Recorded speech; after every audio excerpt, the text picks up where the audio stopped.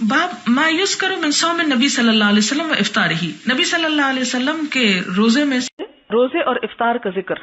حدثنا موسیٰ بن اسماعیل حدثنا ابو اوانا عن ابی بشر عن سعید بن جبیر عن ابن عباس قال ما صام النبی صلی اللہ علیہ وسلم شہرا کاملا، کہ نبی صلی اللہ علیہ وسلم نے کبھی مکمل مہینے کا روزہ نہیں رکھا، قط کبھی بھی، غیر رمضان سوائے رمضان کے، ویصوم حتی یقول القائل، اور وہ روزہ رکھتے تھے یہاں تک کہ کہنے والا کہتا لا واللہ لا یفطر، کہ اللہ کی قسم آپ کبھی روزہ نہیں چھوڑیں گے، ویفطر، اور وہ روزہ ترک کر دیتے، حتی یقول القائل، یہاں تک کہ کہنے والا کہتا لا واللہ لا یصوم، کہ آپ روزہ ہی نہیں رکھتے۔ اس طرز عمل سے کیا بات سامنے آتی، کیا پتہ چلتا ہے کہ جب رکھنا شروع کرتے تو مسلسل ایک عمل یعنی نفل تھے، لیکن نفل میں ایک دوام اور استقرار ہوتا، اور پھر جب چھوڑ دیتے تو اس میں بھی ایک طرح سے ایک دوام آ جاتا۔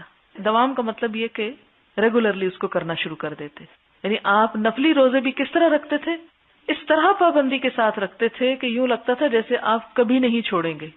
اب آپ دیکھیں کہ آپ بھی بعض اوقات جیسے نفل نماز مثلاً آپ کو یہاں صبح چاشت پڑھائی جاتی، اور اس میں یہ ہے کہ پابندی کے ساتھ آپ کریں، اگرچہ فرض نہیں ہے لیکن پابندی ایک مخصوص عرصے کے لیے آپ سے کرائی جا رہی، اور وہ کیوں کرائی جا رہی کہ نوافل جو ہیں اللہ کے تقرب کا ذریعہ ہیں، اس کو کوئی بھی فرض سمجھ کے تو نہ کرے، نفل کو کرے۔ لیکن آپ دیکھیں جیسے آپ صلی اللہ علیہ وسلم کے اس طرز عمل سے کیا پتہ چلتا ہے کہ روزے رکھتے چلے جاتے یہاں تک کہ ہم سمجھتے کہ آپ کبھی نہ چھوڑیں گے، اور پھر ایک وقت میں آپ کبھی بھی نہیں رکھتے تھے سوائے رمضان کے۔ تو اس سے کیا پتہ چلتا ہے کہ اگر زندگی کے کسی ایک خاص مخصوص حصے میں کسی ایک خاص وجہ کے لیے، کسی ایک خاص غرض سے، کسی ایک ٹریننگ کے دوران اگر آپ ایک عمل کو جو نفل ہے لیکن اس کو پابندی کے ساتھ اس طرح کرتے ہیں کہ اس سے آپ کو اللہ کا تقرب محسوس ہو، تو ایسا کرنے کی گنجائش ملتی ہے، اجازت ملتی ہے۔ اور آپ دیکھیں کہ بعض اوقات جب آپ ٹریننگ کرتے ہیں، کسی بھی کورس کے لیے جب ٹریننگ ہوتی، کسی بھی فیلڈ میں جب آپ ٹریننگ پر ہوتے ہیں، تو اس میں آپ دیکھیں جیسے آرمی کی ٹریننگ ہوتی ہے، اس میں جو کتنا دوڑاتے ہیں، کیا کچھ کرواتے ہیں۔ اب اس کا یہ مطلب نہیں کہ وہ ساری زندگی ہی کرتے رہیں اور کوئی کام نہ کرے، نہیں، وہ ایک مخصوص عرصے میں اپنے آپ کو فٹ کرنے کے لیے۔ تو یہاں جو آپ کو نفل پڑھوائے جاتے ہیں، اس کا یہ مطلب نہیں کہ آپ آئندہ بھی اسے فرض سمجھ کر ہی پڑھیں گے، نہیں، انشاءاللہ پھر عادت ہو بھی جائے گی۔ وہ اس لیے کہ آپ فٹ محسوس کریں۔ وہ ٹھیک ہے کہ نوافل تنہائی میں ہی پڑھنے چاہیے اور اکیلا پڑھنا زیادہ فائدے کی بات ہے، لیکن بعض اوقات جب آپ کو چوائس دے دی جاتی ہے تو اس میں آپ تنہائی میں پھر فائدہ اٹھا جاتے ہیں۔ مجھے مثلاً پتا ہے کہ اگر میں تراویح لازم نہ کروں اسٹوڈنٹس پہ تو اس میں بہت اوقات کیا ہوگا کہ وہ کہیں گے کہ اچھا وہ آج تو 10 دفعہ میرا سبق نہیں ہوا، وہ میں کر لوں۔ کوئی کہے گا اچھا باتھ روم خالی ہیں سارے، میں ذرا کپڑے دھو لوں۔ کوئی کچھ اور کام شروع کر دے گا، کوئی کچھ۔ شیطان ہمیں اتنی آسانی سے پھسلا کے لے جاتا ہے، تو چونکہ ابتدا ہوتی ہے نا جب ایک کام کی، تو انسان کے اپنے اندر پختگی نہیں ہوتی، اپنے اندر ایسا داعیہ نہیں ہوتا، تو اس صورت میں باہر کی قوت آپ کو پکڑ کے لے جاتی ہے کہ ہاں نہیں جی آپ کو کرنا ہے، حتیٰ کہ آپ عادی ہو جائیں اللہ کے فضل سے، اور اس کے بعد چاہے آپ کو کوئی کچھ بھی نہ کہے، آپ خود الارم لگا کے رات کو اٹھنے والوں میں شامل ہو جائیں۔ لیکن وہ لذت پیدا کرنے کے لیے کچھ عرصہ وہ ایک ٹریننگ پیریڈ سے آپ کو گزارنا پڑتا ہے۔ وہ ایک ٹریننگ کا حصہ فرض نہیں ہے، اور نہ ہی وہ کوئی سنت ہے، اور نہ ہی کوئی ایسی چیز ہے کہ جسے ہر حال میں ہی آپ کو کرنا ہے۔ لیکن ہم نے اتنی زندگی گزاری، زندگی کا 1 سال ہم جہاں پر جب گزارتے ہیں اور اللہ تعالیٰ کی خاطر اس کو، یعنی آپ یوں سمجھے کہ جیسے میں نے اپنی زندگی کا 1 سال اللہ کے لیے وقف کر دیا، اور باقی سب چیزوں کے مقابلے میں اس کو میں نے زیادہ ترجیح دی۔ ایسی صورت میں کیا ہے کہ جب آپ 1 سال وقف کرتے ہیں تو وہ ایک آپ کا ٹریننگ پیریڈ ہے۔ اس ٹریننگ میں آپ کو نہ صرف یہ کہ علم کے لحاظ سے کوشش کرنا ہے، بلکہ اپنی روحانی قوتوں کو بھی مضبوط بنانے کے لیے کوشش کرنا ہے، حتیٰ کہ وہ چیزیں آپ کی زندگی میں خود بخود پھر شامل ہو جائیں۔ جیسے ایک فرض نماز سے پہلے بچوں کو 10 سال کی عمر میں سختی کیوں کرائی گی، حالانکہ ان پہ فرض نہیں ہے نا فرض، لیکن کیوں کہا گیا اگر نہیں پڑھتے تو کیا کر سکتے ہو، مار سکتے ہو۔ آپ صلی اللہ علیہ وسلم نے خود نہیں کبھی کسی کو مارا تھا، لیکن یہاں تک بھی والدین کو اجازت دے دی گئی کہ اگر نہیں کرتے تو تم سختی کر سکتے ہو، حتیٰ کہ وہ اپنے اس ٹریک پر آ جائیں، ان کی زندگی رواں ہو جائے، وہ چلنا شروع کر دیں۔ حدثني عبد العزيز بن عبد الله قال حدثني محمد بن جعفر عن حميد انه سمع انس رضي الله عنه يقول كان رسول الله صلى الله عليه وسلم يفطر من الشهر حتى نظن ان لا يصوم منه ويصوم حتى نظن ان لا يفطر منه شيئا وكان لا تشاء تراه من الليل مصليا الا رايته ولا نائما الا رايته وقال سليمان عن حميد انه سأل انس في الصوم۔ یہ حدیث بھی گزر چکی۔ حدثني محمد اخبرنا ابو خالد الاحمر اخبرنا حميد قال سألت انس رضي الله عنه عن صيام النبي صلى الله عليه وسلم حضرت انس سے پوچھا گیا حضور صلی اللہ علیہ وسلم کے روزے کے بارے میں، فقال، تو کہتے ہیں ما كنت احب ان اراه من الشهر صائما، کہ جو میں چاہتا پسند کرتا کہ میں دیکھوں آپ کو کسی مہینے میں روزہ دار، الا رأيته، تو میں آپ کو دیکھ سکتا تھا، ولا مفطرا الا رأيته، اور افطار کی حالت میں بھی جب میں چاہتا تو آپ کو دیکھ سکتا تھا، یعنی آپ افطار بھی کرتے تھے روزہ بھی رکھتے تھے، ولا من اللیل قائما الا رأيته، اور جب میں نے چاہا کہ میں رات کو آپ کو قیام کی حالت میں دیکھوں تو آپ کھڑے ہوتے، ولا نائما الا رأيته، اور جب میں چاہتا کہ سوئے ہوئے دیکھوں تو وہ سوئے ہوئے بھی ہوتے۔ اس کا یہ مطلب نہیں کہ حضرت انس خواہش کر رہے ہیں کہ آپ سوئے ہوئے ہوں تو وہ سوئے ہوئے ہوتے تھے، مراد یہ کہ وہ ان کو جب دیکھتے تو سوئے بھی ہوتے تھے، ایک محاورتاً یہ بات استعمال ہوئی، اور اسی طرح راتوں کو قیام کرتے ہوئے بھی ان کو دیکھا۔ حضرت انس ان کے خادم تھے۔ آپ دیکھیں کہ نفل نماز بھی جب آپ پڑھتے ہیں، ایون تہجد بھی پڑھتے ہیں، آپ چپکے سے جتنا بھی کھسک کے کچھ اس طرح کا کام کریں، کسی نہ کسی کو خبر ہو ہی جاتی۔ تو اس صورت میں آپ سوچیں کہ اچھا وہ گھر کے نوکروں کو پتا چل گیا، فلاں کو چل گیا تو کوئی فائدہ نہیں، اس لیے بہتر ہے میں نہ ہی کروں۔ نہیں، آپ اپنی نیت میں یہ نہ کریں کہ زور زور سے دروازے پٹکیں کہ سب کو پتا چل جائے، اپنی طور پہ آپ چھپانے کی کوشش کریں، لیکن اگر نہیں چھپتے اور ظاہر ہو جاتے ہیں تو اس میں بھی حرج نہیں ہے۔ اور اگلی بات بڑی خوبصورت ہے، وَلَا مَسِسْتُ خَزَّةً وَلَا حَرِيرَةً أَلْيَنَ مِنْ كَفِّ رَسُولِ اللَّهِ صلی اللہ علیہ وسلم، اور میں نے نہیں ٹچ کیا، مسست ہاتھ لگایا، خزتن، خز ایک کپڑا ہوتا ہے جو اون اور ریشم کو ملا کے بنا جاتا ہے، بہت سافٹ ہوتا ہے، اور خالص ریشمی کپڑے کے لیے بھی خز استعمال ہوتا ہے۔ ولا حریرتن، حریرن ریشم کا ٹکڑا، میں نے کوئی ریشم کا ٹکڑا ایسا نہیں چھوا جو حضور صلی اللہ علیہ وسلم کی ہتھیلی سے بڑھ کے نرم ہو، یعنی آپ کے ہاتھ اتنے نرم تھے گویا ریشم کا ٹکڑا ہو۔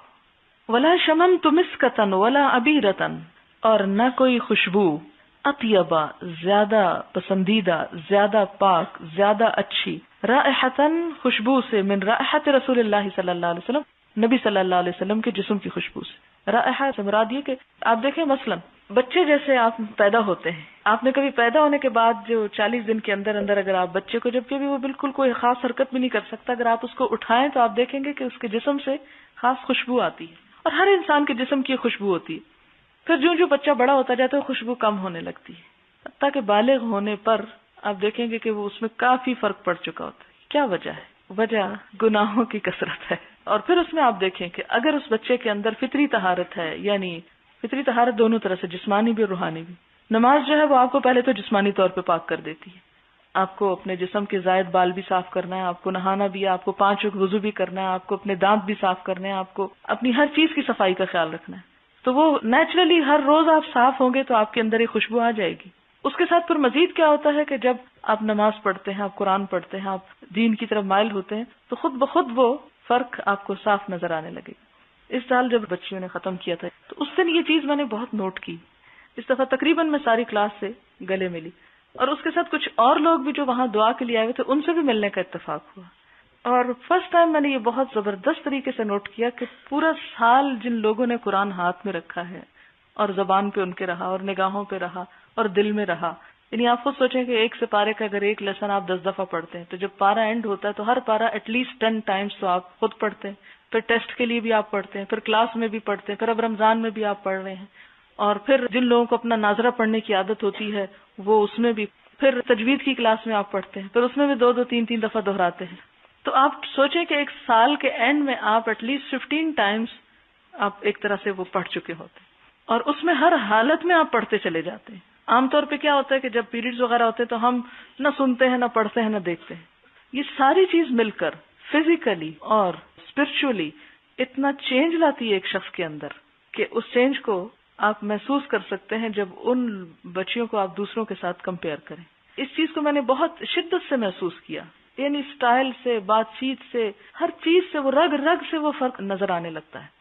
حتیٰ کہ میں نے یہاں تک نوٹ کیا کہ جب پہلے دن بچیاں آتی ہیں تو چہروں کے جو رنگت ہوتی ہے اور چہروں کے جو تاثرات ہوتے ہیں اور چہروں پہ جو بعض اوقات درشتی ہوتی ہے اور بعض اوقات وہ ایک خاص سٹائل سے، سختی سے دیکھنا، وہ قرآن پڑھتے پڑھتے جب دل نرم ہوتے ہیں تو میں محسوس کرتی ہوں کہ اینڈ پہ آ کے چہروں میں بھی نرمی نظر آنے لگتی ہے، چلنے میں بھی ایک عاجزی نظر آنے لگتی ہے۔ تو یہ قرآن کی ایک خاص برکت ہے جو محسوس ہوتی ہے۔ اور پھر جس پر قرآن نازل ہوتا ہو، حضور اکرم صلی اللہ علیہ وسلم، اور وہ شدت وحی سے متاثر ہوتے ہوں، اور آپ کو پتا کہ ہر وحی کے بعد کیا ہوتا تھا آپ کا حال، پیشانی سے پسینہ کیسے نکلتا تھا، جیسے کوئی رگ کٹ گئی ہو، یعنی قطرے ٹپکتے تھے، نچڑ جاتے تھے آپ، اور آپ نے یہ دیکھا کہ جب پسینہ نکلتا ہے انسان کے جسم سے تو کیا ہوتا ہے، انسان کے اندر جتنی بھی اس قسم کی نجاستیں ہوتی ہیں پسینہ ان کو دھو دینے کا سبب بنتا ہے. ہمارے آپ نے دیکھو گرمی میں جب بہت پسینہ آتا ہے تو کپڑوں میں اسمیل آتی ہے نا، وہ اسمیل اس سے پہلے کہاں تھی؟ آپ کی جسم کے اندر تھی نا. ایک طرح سے وہ چیز آپ کے اندر تھی،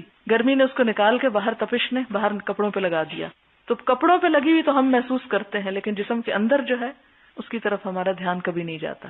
تو آپ صلی اللہ علیہ وسلم پر جب وحی نازل ہوتی تھی، اس کی شدت سے جو پسینہ بہتا تھا وہ بھی آپ کی اس طرح کی جو طبی یا فطری یا جسمانی جو تھوڑی بہت ایک سسٹم کے اندر ایسی چیز ہوتی ہے وہ بھی نکل جاتی.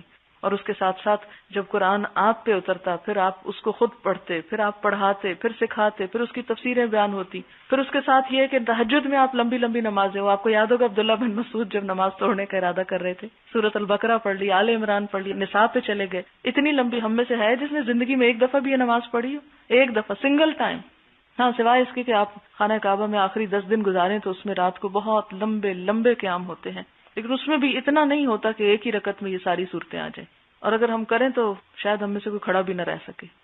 اس سب چیزوں نے جو آپ کو جسمانی اور روحانی طہارت اور وہ ایک عظیم مرتبے اور مقام پہ پہنچایا تھا، اس کی مثال کوئی اور ہو ہی نہیں سکتی.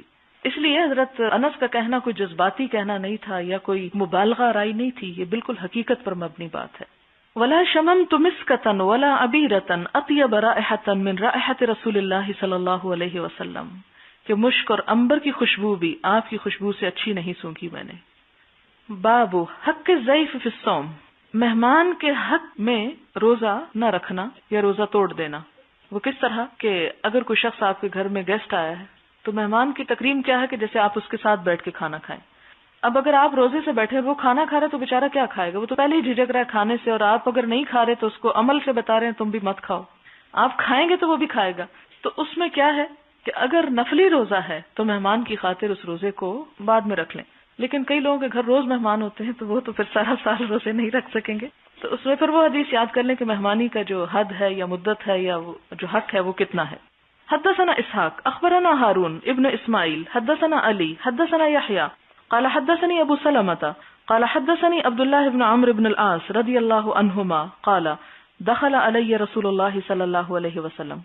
عبداللہ بن عمرو بن العاص کہتے ہیں کہ نبی صلی اللہ علیہ وسلم میرے پاس آئے. فذکر الحدیث، انہوں نے حدیث بیان کی، یعنی کون سی؟ ان لزورک علیک حقا، کہ تیرے مہمان کا بھی تجھ پر حق ہے. وان لزوجک علیک حقا، اور تیری بیوی کا بھی تجھ پر حق ہے. فقلت وما صوم داؤد، اور یہ داؤد علیہ السلام کا روزہ پھر کیسے تھا؟ قال نصف الدہر، تو کہتے کہ آدھا زمانہ، یعنی ایک دن روزہ رکھتے اور ایک دن نہ رکھتے تھے. جس 3 دن تک مہمانی کا حق ہے، تو اگر کوئی شخص روزہ رکھتا ہے ایک دن اور ایک دن چھوڑ دیتا ہے تو اس میں یہ ہے کہ وہ 3 دن تک نہیں رکھے گا تو بھی وہ روزہ ایک طرح سے پورا ہو جائے گا، اور اگر ایک دن رکھ چکا ہے تو اگلے دن نہیں رکھے گا تو اس سے مہمان کا حق بھی ادا ہو جائے گا. باب حق الجسم فی الصوم، جسم کا حق روزے میں.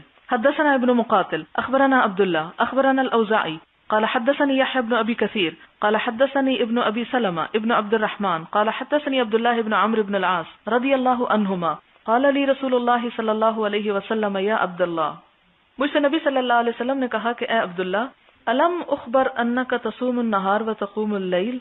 حضرت عبداللہ بن عمرو بن عاص سے آپ صلی اللہ علیہ وسلم نے کیا فرمایا؟ عبداللہ مجھے یہ خبر پہنچی کہ تو دن کو روزہ رکھتا اور رات کو نماز میں کھڑا رہتا ہے. کیا یہ سچی بات ہے؟ الم اخبر، کیا مجھے خبر نہیں مل گئی، یعنی کیا یہ بات ایسے ہی نہیں ہے؟ فقلت بلا یا رسول اللہ، میں نے عرض کیا جی ہاں اے اللہ کے رسول صلی اللہ علیہ وسلم. قال فلا تفعل، آپ نے فرمایا ایسا نہ کرو. سم، روزہ رکھو، وافطر، اور نہ بھی رکھو، وقم، اور کھڑے رہو، ونم، اور سو بھی. فإن لجسدک علیک حقا، کیونکہ تیرے جسم کا بھی تجھ پر حق ہے کہ تو اسے کھلائے پلائے سیراب کرے. وإن لعینیک علیک حقا، اور تیری آنکھ کا بھی تجھ پر حق ہے، یعنی سویا بھی کرو. وإن لزوجک علیک حقا، اور تیری بیوی کا بھی تجھ پر حق ہے. اور زوج کا لفظ شوہر کے لیے بھی استعمال ہوتا ہے، زوج اصل میں پیئر کو کہتے ہیں، میاں بیوی دونوں کے لیے. وإن لزورک علیک حقا، اور تمہارے مہمان کا بھی تجھ پر حق ہے. وإن بحسبک، اور یقیناً تجھ کو کافی ہے، ان تصوم کل شہر 3 ایام، کہ تم ہر مہینے میں 3 دن روزے رکھ لو، یعنی سارا مہینہ نہ رکھو، 3 دن کافی. فإن لک بکل حسنۃ 10 امثالها، کیونکہ ہر نیکی کا بدلہ 10 نیکیاں ہیں. تو 1 دن کا روزہ 10 دن کے روزے کے برابر، اور 3 دن کے روزے گویا پورے مہینے کے برابر. کتنی موج ہے اسلام میں. لیکن اللہ کرے کہ ہمیں 3 کی بھی عادت ہو جائے. فَإِنَّ لَكَ بِكُلِّ حَسَنَةٍ 10 أَمْثَالِهَا فَإِذًا ذَلِكَ صِيَامُ الدَّهْرِ كُلِّهِ. اگر تم نے ایسا کر لیا تو گویا تم ساری زندگی روزے سے رہے. صیام الدہر رکھ لیا، سارے زمانے کا روزہ رکھ لیا. فشددت فشدد علی، وہ کہتے ہیں کہ میں نے شدت برتی تو مجھ پہ بھی شدت ہو گئی. یعنی حضور صلی اللہ علیہ وسلم نے ان کو سمجھایا لیکن اس کے باوجود وہ اپنی عادت پہ قائم رہے. قلت یا رسول اللہ، میں نے کہا اللہ کے رسول، انی اجد قوتا، میں اپنے اندر زیادہ قوت پاتا ہوں. قال فصم صیام نبی اللہ داود علیہ السلام، تو آپ نے فرمایا پھر حضرت داؤد اللہ تعالیٰ کے جو نبی ہیں ان جیسا روزہ رکھ لو. ولا تزد علیہ، اور تم اس پر اضافہ مت کرو. قلت وما کان صیام نبی اللہ داؤد علیہ السلام، عبداللہ کہتے ہیں میں نے پوچھا کہ حضرت داؤد علیہ السلام جو اللہ کے نبی تھے ان کا روزہ کیا تھا؟ قال نصف الدہر، آپ نے فرمایا آدھا زمانہ. وکان عبداللہ یقول بعد ما کبر، عبداللہ بن عمرو جب بوڑھے ہو گئے تو کہا کرتے تھے یا لیتنی، اے کاش کہ میں قبلت رخصت النبی صلی اللہ علیہ وسلم، نبی صلی اللہ علیہ وسلم کی رخصت کو قبول کر لیتا کہ ایک دن رکھو اور ایک دن چھوڑ دو، یا مہینے میں 3 دن رکھو، کیونکہ بڑھاپے میں پھر وہ اس کی پابندی نہیں کر سکتے تھے ہمیشہ روزہ رکھنے کی. اور آپ صلی اللہ علیہ وسلم نے کیا فرمایا؟ وہ کام زیادہ اچھا ہے جو اگرچہ کم ہو لیکن مستقل کیا جائے، اس میں چھٹیاں نہ کی جائیں. باب صوم الدہر، ہمیشہ روزہ رکھنا. صوم الدہر امام شافعی کے نزدیک یہ مستحب ہے کہ اگر کوئی ہمیشہ ہی روزہ رکھنا چاہے، لیکن بعض نے اس کو مکروہ کہا ہے اور کہا ہے کہ جب انسان ہمیشہ ہی روزے سے رہے تو وہ ایک عادت ہو جاتی اور روزے کا پتہ ہی نہیں چلتا. پھر تو عادت کا روزہ رکھنا جو ہے وہ پھر وہ نہیں جو انسان اللہ کے لیے روزہ رکھتا ہے. اگرچہ اس میں بھی نیت اللہ کے لیے ہو سکتی ہے، لیکن وہ جب یوز ٹو ہو جاتا نا، جسے آپ دیکھیں حکیم سعید صاحب اکثر کہتے ہیں کہ وہ کتنے روزے رکھتے ہیں، اخباروں میں اکثر آتا رہتا ہے، 15 دن مہینے میں شاید رکھتے ہیں، وہ کچھ اس طرح انہوں نے بتایا تھا. اور میں نے ان سے پوچھا کہ آپ کی عمر زیادہ ہو گئی اور ابھی بھی آپ اتنے روزے کیسے رکھ لیتے ہیں؟ وہ کہتے ہیں کہ سسٹم عادی ہو گیا، یعنی پورا سسٹم اسی طرح جسم کا ہو جاتا ہے جس طرح آپ اس کو عادی کر لیتے ہیں. اگر آپ ہمیشہ ہی روزہ رکھیں تو بھی سسٹم اسی طرح عادی ہو جائے گا، لیکن یہ ہے کہ پھر بڑھاپے میں شاید آپ اس کی پابندی نہ کر سکیں. تو ہمیں دین میں اس سختی سے بچایا گیا اور یہ کہا گیا کہ تم مہینے میں 3 دن بھی رکھ لو تو تمہارے لیے کافی ہے. اور پچھلے سال رمضان میں ایک انڈین ریسرچ آئی تھی، اس میں یہ کہا گیا تھا کہ اگر کوئی شخص ہر ہفتے میں 1 دفعہ روزہ رکھتا ہے تو ساری زندگی کبھی بیمار نہیں ہوگا، اور اس کے بہت لمبے چوڑے فائدے لکھے ہوئے تھے. اس میں آپ دیکھیں کہ اگر ہم 30 روزے رکھ لیتے ہیں سال میں 1 مرتبہ، سال میں 52 ویکس آتے ہیں، اور پھر اس کے بعد آپ ہر مہینے میں 3 رکھتے ہیں، آلموسٹ وہ اس نمبر پہ جا پہنچتا ہے، یا اس سے تھوڑے زیادہ ہی ہو جائیں گے. تو انڈینز کے کہنے پہ تو شاید آپ رکھ لیں، لیکن اللہ کے رسول صلی اللہ علیہ وسلم کے کہنے پہ رکھیں تو ثواب زیادہ ملے گا. حدثنا ابو الیمان اخبرنا شعیب عن الزہری قال اخبرنی سعید بن المسیب وابو سلمة بن عبد الرحمن ان عبد الله بن عمرو قال اخبر رسول الله صلی اللہ علیہ وسلم انی اقول واللہ لأصومن النہار ولأقومن اللیل ما عشت. عبداللہ بن عمرو بن العاص جو ہیں وہ کہتے ہیں کہ نبی صلی اللہ علیہ وسلم کو خبر ہوئی کہ میں یہ کہہ رہا ہوں کہ اللہ کی قسم میں دن کو ہمیشہ روزہ رکھوں گا اور ہمیشہ رات کو قیام کروں گا جب تک بھی میں زندہ ہوں. فقلت له، تو میں نے آپ کو کہا، قد قلته، کہ میں نے ایسا کہا تھا. یعنی جب آپ کو یہ پتا چلا تو آپ نے مجھ سے پوچھا کہ تم نے یہ کہا تھا؟ تو میں نے کہا جی میں نے کہا تھا. بأبی انت و امی، میرے ماں باپ آپ پہ قربان. قال فإنك لا تستطيع ذلك، آپ نے فرمایا تم یہ ایسا نہیں کر سکو گے. فصم وافطر، روزہ بھی رکھو اور نہ بھی رکھو. قم ونم وصم من الشهر 3 ایام فإن الحسنة بعشر امثالها وذلك مثل صيام الدهر. قلت انی اطیق افضل من ذلك. تو عبداللہ بن عمرو بہت جوش میں تھے، کہنے لگے میں اس سے بھی زیادہ رکھ سکتا ہوں. قال فصم یوما وافطر یومین، 1 دن رکھو اور 2 دن نہ رکھو. قلت انی اطیق افضل من ذلك، کہنے لگے میں نے اس سے زیادہ رکھ سکتا ہوں. قال فصم یوما وافطر یوما، آپ نے فرمایا 1 دن رکھو اور 1 دن نہ رکھو. فذلك صيام داؤد علیہ السلام وهو افضل الصيام، یعنی بہترین روزہ ہے داؤد علیہ السلام کا یہ، تو ایسا کر لو. فقلت انی اطیق افضل من ذلك، تو کہنے لگے میں اس سے بھی زیادہ رکھ سکتا ہوں. فقال النبی صلی اللہ علیہ وسلم، تو آپ صلی اللہ علیہ وسلم نے فرمایا لا افضل من ذلك، اس سے کوئی افضل نہیں، یعنی ہمیشہ روزے سے رہنا کوئی افضل بات نہیں ہے. اگر ہم ہوتے تو کہتے ہاں واقعی یہ زیادہ افضل ہے، کیونکہ ہم تو جمع تفریق میں افضل اور غیر افضل ڈھونڈتے ہیں نا. تو اصل افضل اور غیر افضل جو ہے ہماری کاؤنٹنگ میں نہیں ہے کہ یہ اتنا نمبر ہو گیا. اصل بات یہ ہے کہ وہ سنت کے کتنا مطابق ہے اور اللہ کے لیے کتنا ہے. قبولیت عمل کی 2 بڑی بنیادیں ہیں. باب حق الاہل فی الصوم، روزے میں گھر والوں کا حق. رواہ ابو جحیفہ عن النبی صلی اللہ علیہ وسلم. حدثنا عمرو بن علی اخبرنا ابو عاصم عن ابن جریج سمعت عطاء ان ابا العباس الشاعر اخبره ابو العباس شاعر نے ان کو خبر دی انہ سمع عبداللہ ابن عمرو رضی اللہ عنہما کہ انہوں نے حضرت عبداللہ بن عمرو سے سنا بلغ النبی نبی صلی اللہ علیہ وسلم کو یہ بات پہنچی کہ انی اسرد الصوم کہ میں مسلسل روزے رکھتا ہوں واصلی اللیل اور میں رات کو نماز پڑھتا ہوں فاما ارسل الی واما لقیتہ فقال تو یا تو انہوں نے مجھے بلا بھیجا یا میں ان سے خود ملا، یعنی مجھے یاد نہیں کہ کہاں ملاقات ہوئی. فقال الم اخبر انک تصوم ولا تفطر وتصلی، کیا یہ بات درست نہیں جو مجھے پہنچی کہ تم روزہ رکھتے ہو اور افطار نہیں کرتے؟ افطار نہیں کرتے سے مراد یہ روزہ چھوڑتے نہیں، مسلسل روزہ رکھتے ہو. وتصلی اور نماز پڑھتے ہو. فصم وافطر وقم ونم فان لعینیک علیک حظا، یا حقن کی وجہ حظا معنی ایک ہی ہے. وان لنفسک واہلک علیک حظا، یہاں پر نفس اور اہل ساتھ ساتھ آ گیا. قال انہوں نے کہا انی لاقوی لذلک. قال فصم صیام داؤد علیہ السلام. قال وکیف؟ قال کان یصوم یوما ویفطر یوما ولا یفر اذا لاقا. یہاں یہ نئی بات آئی اس حدیث میں کہ حضرت داؤد علیہ السلام فرار نہیں کرتے تھے، بھاگتے نہیں تھے جب دشمن سے ملاقات کرتے، لاقا ملاقات کرتے. اور آپ نے دوسرے پارے کے آخر میں پڑھا ہوگا کہ وقتل داؤد جالوتا، کہ داؤد علیہ السلام نے جالوت کو قتل کر دیا. اور اس میں بھی کیا ہے کہ بہت بہادر تھے اور ان کی اسی بہادری کی وجہ سے پھر وہ آگے جا کے بہت اہمیت پکڑ گئے. قال من لی بہذا یا نبی اللہ، تو اس پر کیا کہنے لگے حضرت عبداللہ بن عمرو، میں نے عرض کی یا رسول اللہ اس بات کی میری طرف سے کون ذمہ داری کر سکتا ہے؟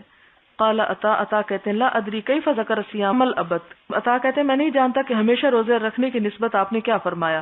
قال نبی صلی اللہ علیہ وسلم، نبی صلی اللہ علیہ وسلم نے فرمایا تھا، یعنی جو پتا چلا راوی کو، کہ لا صام من صام الابد، اس نے روزہ ہی نہیں رکھا جس نے ہمیشہ روزہ رکھا. مرتين، 2 مرتبہ آپ نے یہ بات فرمائی کہ اس شخص کا تو روزہ ہی نہیں جو ہمیشہ روزے سے ہوتا ہے، کیونکہ اس کا سسٹم ہی اس کا عادی ہو چکا ہے. باب صوم یومن و افطار یومن، ایک دن روزہ رکھنا اور ایک دن افطار کرنا. حدثنا محمد بن بشار حدثنا غندر حدثنا شعبہ عن مغیرہ قال سمعت مجاہدا عن عبد الله بن عمرو رضی اللہ عنہما عن النبی صلی اللہ علیہ وسلم قال صم من الشهر 3 ایام قال اطیق اکثر من ذلك فما زال حتى قال صم يوما وافطر يوما فقال اقرأ القرآن في كل شهر قال انی اطیق اکثر من ذلك فما زال حتى قال في 3. یہاں پر روزے کے ساتھ قرآن کا بھی ذکر آیا ہے. فقال اقرأ القرآن فی کل شہر، کہ مہینے میں ایک ختم کر لیا کرو. قال انی اطیق اکثر من ذلک، انہوں نے کہا میں اس سے زیادہ بھی پڑھ سکتا ہوں. پھر وہ کہتے رہے اور حتیٰ کہ آپ نے کہا کہ بس زیادہ سے زیادہ 3 دن کے اندر ختم کرو، اس سے زیادہ نہیں. باب صوم داؤد علیہ السلام، داؤد علیہ السلام کا روزہ. حدثنا آدم حدثنا شعبہ حدثنا حبیب بن ابی ثابت قال سمعت ابا العباس المکی وكان شاعرا وكان لا يتهم في حدیثه. ابو العباس المکی جو ہیں شاعر تھے اور حدیث بیان کرنے میں ان پہ کوئی الزام نہیں، کیونکہ عموماً شاعر بدنام تھے، اس لیے جب روایت حدیث کی گئی تو کہا کہ ان کی حدیث میں کوئی اتہام نہیں، کوئی الزام نہیں، یعنی درست حدیث ہے. قال سمعت عبد الله بن عمرو بن العاص رضی اللہ عنہما قال لي النبي صلی اللہ علیہ وسلم انك لتصوم الدهر وتقوم الليل فقلت نعم قال انك اذا فعلت ذلك. آپ صلی اللہ علیہ وسلم نے فرمایا اگر تم نے ایسا ہی کیا کہ ہمیشہ روزہ اور قیام اللیل کیا، کیا ہوگا؟ حجمت له العین، آنکھوں میں گڑھا پڑ جائے گا. حجم ہجوم ہوتا ہے اندر گھس جانا، یعنی تمہاری آنکھیں اندر گھس جائیں گی. ونفحت له النفس، اور جان تھک جائے گی، یعنی تم تھک جاؤ گے اس بات سے. لا صام من صام الدہر، اس کا تو کوئی روزہ ہی نہیں جس نے ہمیشہ ہی روزہ رکھا. صوم 3 ایام صوم الدہر کل، 3 دن کا روزہ رکھنا گویا ہمیشہ ہی روزہ رکھنا ہے. قلت فانی اطیق اکثر من ذلک، تو میں نے کہا کہ میں اس سے بھی زیادہ رکھ سکتا ہوں. قال فصم صوم داؤد علیہ السلام، آپ نے فرمایا پھر حضرت داؤد جیسا روزہ رکھو. کان یصوم یوما ویفطر یوما، کہ وہ ایک دن روزہ رکھتے تھے اور ایک دن افطار کرتے. ولا یفر اذا لاقا، اور میدان جنگ میں جب دشمن سے ملتے تو بھاگتے نہیں تھے. آپ کو پتا نا کہ میدان جنگ سے بھاگنا کبائر میں سے ہے، کبیرہ گناہ ہے. حدثنا اسحاق بن شاہین الواسطی حدثنا خالد بن عبد اللہ عن خالد الحذاء عن ابی قلابۃ قال اخبرني ابو الملیح قال دخلت مع ابیک على عبد الله بن عمرو فحدثنا ان رسول الله صلی اللہ علیہ وسلم ذکر له صومی فدخل علی فالقیت له وسادۃ، کہ نبی صلی اللہ علیہ وسلم میرے پاس آئے تو میں نے ان کے لیے ایک تکیہ بچھایا یا گدا بچھایا، من ادم، جو چمڑے کا تھا، حشوھا لیف، اور اس کے اندر کھجور کی چھال بھری ہوئی تھی، کھجور کے درخت کی. جیسے ناریل کی چھال نہیں بھر دیتے بعض اوقات میٹریسز میں، تو اسی طرح اس گدے کے اندر بھی وہ بھری ہوئی تھی. یعنی ہمارے فرنیچر میں عموماً ناریل کا وہ ہوتا ہے، تو آپ صلی اللہ علیہ وسلم کے لیے جو انہوں نے بچھونا بچھایا اس میں بھی ایسی چیز بھری ہوئی تھی. ظاہر ہے کہ وہاں پر کوئی کراپس نہیں ہوتی تھی تو کاٹن کا عام رواج نہیں ہوگا یا اویلیبل نہیں ہوگی. اور ویسے بھی آپ دیکھیں کہ یہ جو ناریل یا کھجور وغیرہ کی چھال ہے وہ ہیلدی مٹیریل ہے فوم کی نسبت. حشوها لیف فجلس علی الارض، تو آپ صلی اللہ علیہ وسلم نے کیا کیا، آپ زمین پر بیٹھ گئے، نہیں اس کے اوپر نہیں بیٹھے.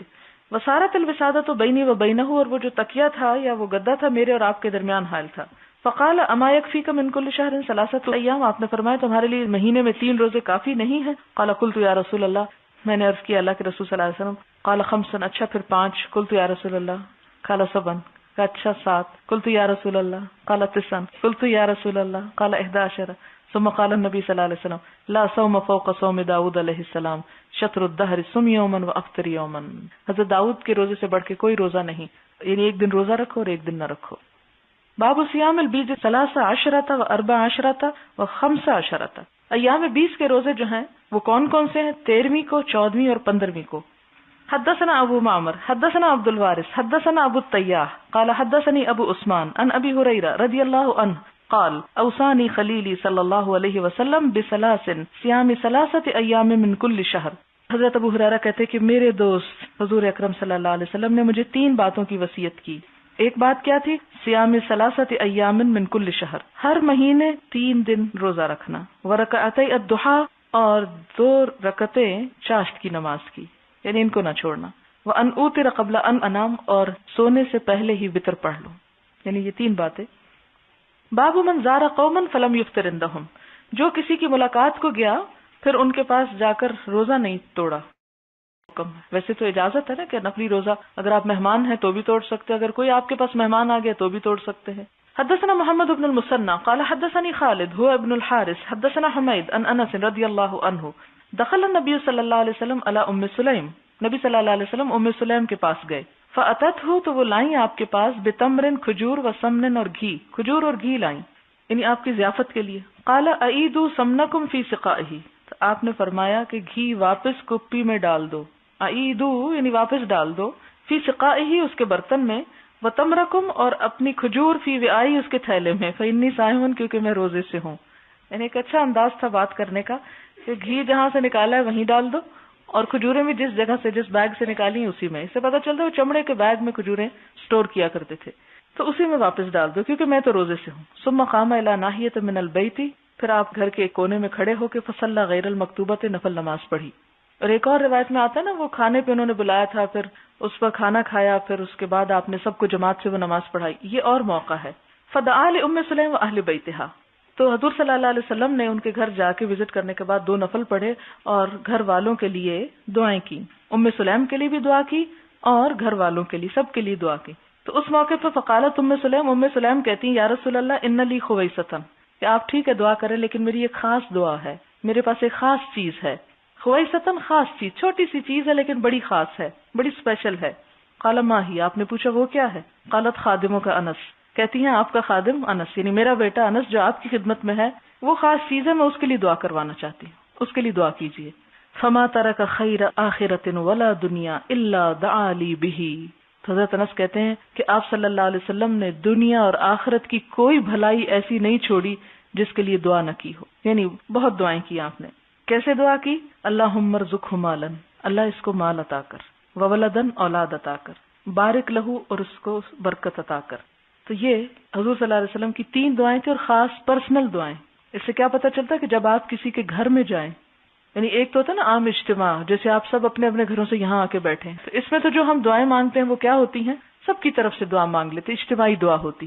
لیکن اگر آپ کسی کے گھر میں کسی کو وزٹ کرنے کے لیے گئے، اس نے اپنے گھر میں کوئی ایسا نماز یا کوئی درس یا کسی عبادت کا اہتمام کیا ہے اور وہ گھر والا آپ سے ریکویسٹ کرتا ہے کہ آپ میرے لیے دعا کریں، تو اس وقت اس کا نام لے کے، اس کے گھر والوں کا نام لے کر آپ دعا کر سکتے ہیں. لیکن اجتماعی دعاؤں میں ذرا احتیاط کرنی چاہیے کہ جب سب کا وفات ہو، سب ایک جگہ پر اکٹھے ہو، تو پھر ایک ایک کا نام لے کے دعا نہ کی جائے، پھر سب کی طرف سے کی جائے. اور یہاں تک آتا ہے کہ امام صرف اپنے لیے بھی نہ کرے، یعنی دعا سب مانگ رہے اور وہ اپنے لیے بھلائی صرف مانگ رہا ہے، اس سے بھی منع کیا گیا ہے. اور اس سے بھی پھر یہ کہ اگر اجتماعی یعنی بڑی گیدرنگ میں اگر پرسنل دعائیں شروع کر دی جائیں، فلانے کا یہ ہو جائے، اس کا یہ، اس کا یہ، اس کا نتیجہ کیا ہوگا کہ سارا وقت صرف چند لوگوں کے گرد گھومے گا اور باقی سب کا مفاد جو ہے اس پہ زد پڑے گی. لیکن انفرادی طور پہ جیسے آپ صلی اللہ علیہ وسلم ان کے گھر میں گئے تو خاص طور پر ان گھر والوں کے لیے اس طرح کی آپ نے دعا کی. پھر کیا ہوتا ہے, دعا ظاہر ہے آپ کی قبول ہوتی تھی, اور ماں نے ریکویسٹ کی تھی, آپ کیسے ٹالتے؟ کیونکہ ہم دیکھتے کہ ایک اور شخص, ایک اور واقعہ آپ پڑھیں گے کہ جس میں وہ کہتا ہے کہ آپ میرے لیے دعا کیجیے کہ اللہ تعالیٰ مجھے بہت مال دے, تو آپ نے اس کے لیے پسند نہیں کیا اس دعا کو, آپ نے کہا جو تیرے پاس ہے کافی ہے. اس نے پھر کہا تو پھر آپ نے آخر اس کے لیے دعا کی اور وہ مال اس کے لیے وبال بن گیا. لیکن یہاں کیا, ام سلیم ایک ماں تھی, ماں اپنے بچے کی دعا کرواتی ہیں, حضور صلی اللہ علیہ وسلم وہ دعا کرتے ہیں, اور پھر آپ دیکھیں دنیا و آخرت کی ساری بھلائیوں کی دعا کرتے ہیں. تو اس سے یہ بھی پتہ چلتا ہے کہ دنیا کی دعا مانگنا برا نہیں ہے, کیونکہ جب ہمیں دعا سکھائے گی ربنا آتنا فی الدنیا حسنۃ, تو پہلے دنیا وفی الآخرۃ حسنۃ. لیکن جو صرف پہلی دعا مانگتا اور دوسری چھوڑ دیتا ہے وہ بھی ٹھیک نہیں کرتا, دونوں ہی مانگنی چاہیے. فإنی لمن اکثر الانصار مالا, تو حضرت انس کہتے ہیں کہ میں انصار میں سب سے زیادہ مالدار ہو گیا. یتھا وحدثتنی ابنتی امینا, اور میری بیٹی امینا نے مجھ سے بیان کیا, انہ دفن لصلبی, کہ میرے صلب سے دفن کیے گئے, مقدم حجاج البصرہ, بصرہ میں حجاج کی آمد سے پہلے یا آمد کے موقع پر, بدء وعشرون ومئہ, 120 سے زیادہ بچے. قال ابن ابی مریم اخبرنا یحیی بن ایوب قال حدثنی حمید سمع انس رضی اللہ عنہ عن النبی صلی اللہ علیہ وسلم. مراد یہ کہ ان کے نواسے نواسیاں پوتے پوتیاں ایک انسان سے 120 سے زیادہ, اتنی برکت ہوئی, کیونکہ حضور نے اولاد کی بھی دعا کی تھی ان کی.